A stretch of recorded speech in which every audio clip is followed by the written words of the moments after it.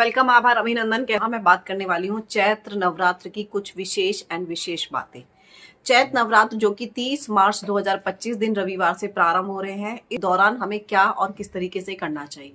पहली चीज तो ये है फ्रेंड्स कि घर हमेशा साफ सुथरा रहना चाहिए। कलश स्थापना करें, देवी दुर्गा की पूजा करें और व्रत रखने वाले लोगों को तामसिक चीजों से बचे रहना चाहिए। नवरात्र जो है 30 मार्च 2025 से प्रारंभ होने वाले हैं।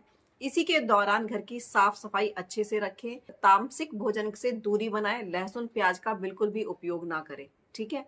नवरात्र के पहले घर की अच्छी तरीके से साफ सफाई करें। टूटे फटे पुराने बर्तन, कपड़े जो भी है, उन चीज को, नकारात्मकता को दूर करने के लिए उसको अपने घर से बिल्कुल हटा दें।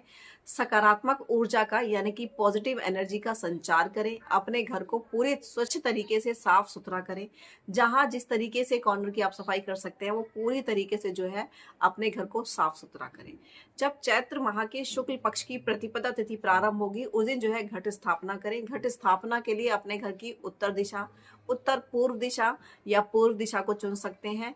इसमें जिस तरीके से मैंने बताया है, कलश के अंदर आपको गंगा जल, हल्दी, कुमकुम, अक्षत, लौंग, सिक्का, इलायची, पान, फूल आदि डाल करके देवी दुर्गा के कलश की स्थापना करनी चाहिए। उसके बाद जो बीचना चाहिए, उसी के साथ में जो है माता दुर्गा की जो है प्रतिमा को स्थापित करना चाहिए। रखने वाले लोग जल्दी उठें, तास्मिक चीजों से बचे रहें और सेंधा नमक का उपयोग करें। तुलसी जी की पूजा रेगुलर करें। घर में तुलसी का पौधा लगाएं। अगर आपके पास ऑलरेडी पौधा है तो भी कोई बात नहीं है। अगर आपने अभी हाल फिलहाल में नया पौधा लगाया है तो आप उसकी भी उपासना कर सकते हैं। तुलसी माता का पुराना पौधा है तो आप उनकी भी उपासना कर सकते हैं। ऐसा कोई नीड नहीं है कि आप इसी के लिए नया तुलसी का पौधा जो है रोपण करें।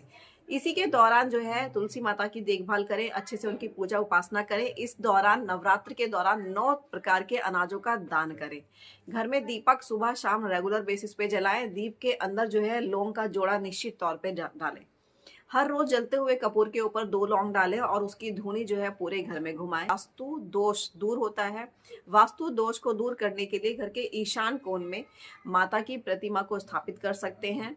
इसी के साथ साथ अष्टमी और नवमी के दिन कन्या पूजन करें और हवन के बाद व्रत का पारण कर सकते हैं। इसमें जो है शुभ मुहूर्त क्या रहने वाले हैं। चैत्र नवरात्रि का प्रारंभ होगा 30 मार्च 2025 को होगा। कलश स्थापना का मुहूर्त जो है 30 मार्च की सुबह 6:13 से प्रारंभ होकर 10:22 तक रहने वाला है। और अभिजीत मुहूर्त आपको मिलेगा दोपहर 12:01 से प्रारंभ होकर 12:50 तक।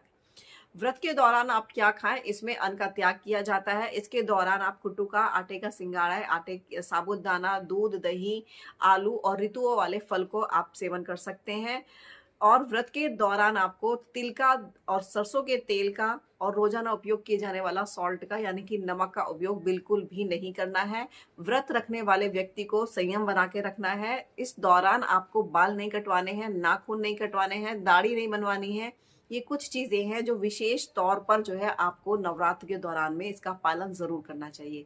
किसी भी जीव जंतु को पीड़ा नहीं देनी है, किसी को कटु वचन नहीं बोलने हैं, किसी के साथ गाली गलौच नहीं करनी है, मार पीटाई नहीं करनी है। और अपने घर में शांति बनाए रखने के लिए, माता दुर्गा का आशीर्वाद प्राप्त करने के लिए अपने जीवन में कुछ नियमों का पालन करना बहुत ही ज्यादा जरूरी है। जिस तरीके से नवरात्र के दिन 9 दिन तक चलते हैं, इस बार नवरात्र के जो है सिर्फ 8 दिन के रहने वाले हैं। इसकी जो 5वीं तिथि यानी जो 5वां नवरात्र है, वो पंच तिथि जो है 6 हो रही है, जिसके कारण से एक नवरात्रा घट रहा है। वो घटने वाला नवरात्रा 5वां नवरात्रा होगा।